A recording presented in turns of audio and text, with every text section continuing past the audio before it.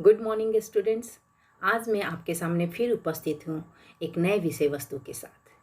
चूँकि इसके पिछले वीडियो में आपने वाचन या पठन कौशल के अर्थ के बारे में पढ़ा था, वाचन एवं पठन कौशल का महत्व, उद्देश्य, विशेषताएं एवं वाचन एवं पठन कौशल के शिक्षण विधियों के बारे में भी आपने अध्ययन किया था।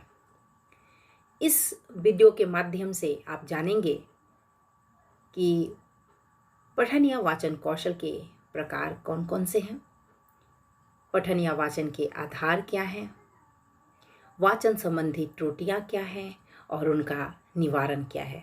तो आइए हम शुरू करते हैं अपने प्रथम चरण की तरफ। तो पठन या वाचन कौशल के प्रकार। पठन या वाचन कौशल दो प्रकार का होता है, सस्वर वाचन और मौन वाचन। सस्वर वाचन स्वर सहित पढ़ते हुए अर्थ ग्रहण करने को सस्वर वाचन कहा जाता है। यह वाचन की प्रारंभिक अवस्था होती है। इसमें छात्र पढ़ने के साथ साथ बोलता भी जाता है। वर्णमाला के लिपिबद्ध वर्णों की पहचान सस्वर वाचन के द्वारा ही कराई जाती है। इसमें 4 प्रक्रिया सम्मिलित है: लिपिबद्ध अक्षरों को देखना, पहचानना, शब्दों को समझना एवं उच्चारण करना तथा अर्थ ग्रहण करना। मौन वाचन। मौन वाचन का स्थूल रूप में अर्थ है बिना ओठ हिलाए चुपचाप पढ़ना, और वाचन का अधिक से अधिक अर्थ ग्रहण करना। हम यह भी कह सकते हैं कि लिखित सामग्री का चुपचाप बिना आवाज किए अध्ययन करना और उसके अर्थ को समझना मौन वाचन कहलाता है। मौन वाचन करते समय इस बात का ध्यान रखना चाहिए कि वहाँ का वातावरण पर्याप्त शांत हो और मौन वाचन के समय उद्देश्य उस समय ही पूर्ण हो जाए।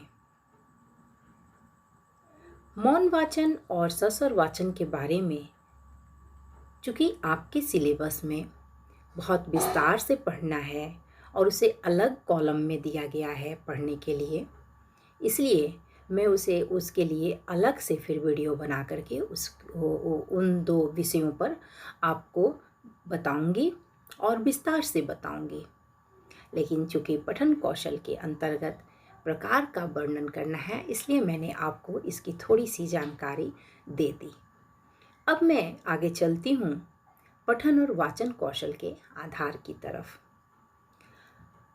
तो पठन के आधार वाचन मुद्रा और वाचन शैली।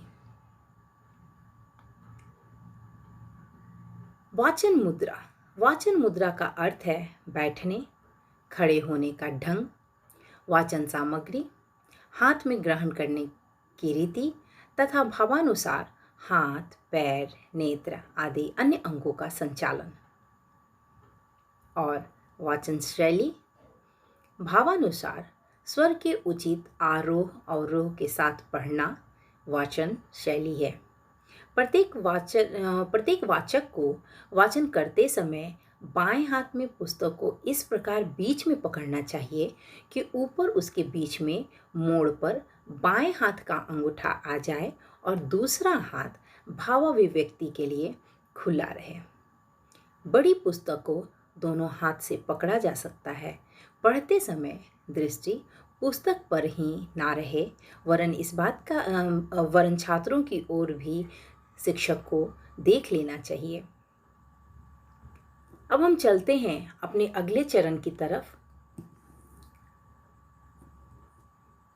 पठन या वाचन संबंधी त्रुटियां।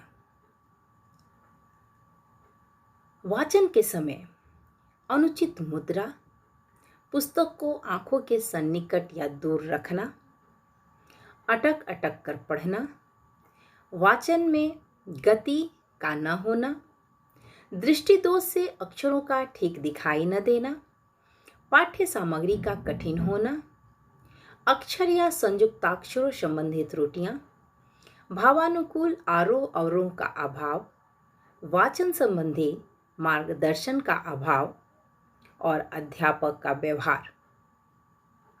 इस पे अध्यापक के व्यवहार पर भी यह निर्भर करता है कि बच्चे वाचन कौशल के त्रुटियों को कैसे दूर कर पाते हैं।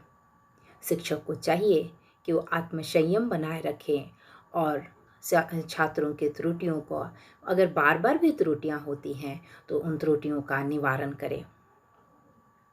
अब आपको लेके मैं चलती हूँ पठन या वाचन संबंधी दोषों के निवारण के भी तरफ। तो आइए जानते हैं आवर्ती पुनरावृत्ति विधि। इसका अभिप्राय यह है कि बार बार आवृत्ति या पुनरावृत्ति के माध्यम से अभ्यास कराकर उच्चारण संबंधी दोषों का निवारण किया जा सकता है। उपयुक्त वातावरण, बच्चों को सिखाई जाने वाली भाषा हेतु उपयुक्त वातावरण उपलब्ध करवाकर पठन संबंधी दोषों का निवारण किया जा सकता है। चिकित्सा विधि। यदि किसी अंग में कोई खराबी के कारण या भय, घबराहट आदि के कारण बच्चों में वाचन संबंधी कठिनाई हो तो उसे चिकित्सकों की मदद से दूर किया जा सकता है। छात्रों के मानसिक स्तर के अनुकूल पाठ्य सामग्री का चुनाव। बच्चों के पठन संबंधी दोषों का निवारण तभी संभव है जब छात्रों के मानसिक स्तर के अनुकूल पाठ्य सामग्री का चुनाव किया जाए। तो ये है पठन संबंधी दोषों के निवारण। और आज की इस वीडियो में बस इतना ही। चूँकि ये वीडियो पठन कौशल के भाग 2 है, अतः भाग 1 और 2 दोनों को साथ में आप अध्ययन कीजिएगा ताकि आपके जितने भी डाउट्स हैं वो क्लियर हो जाए। और मैं फिर आपके सामने एक बार फिर उपस्थित होंगी भाषा कौशल के चतुर्थ प्रकार को लेकर के, लेखन कौशल को लेकर। तब तक के लिए आप पढ़ते रहिए और बढ़ते रहिए। धन्यवाद।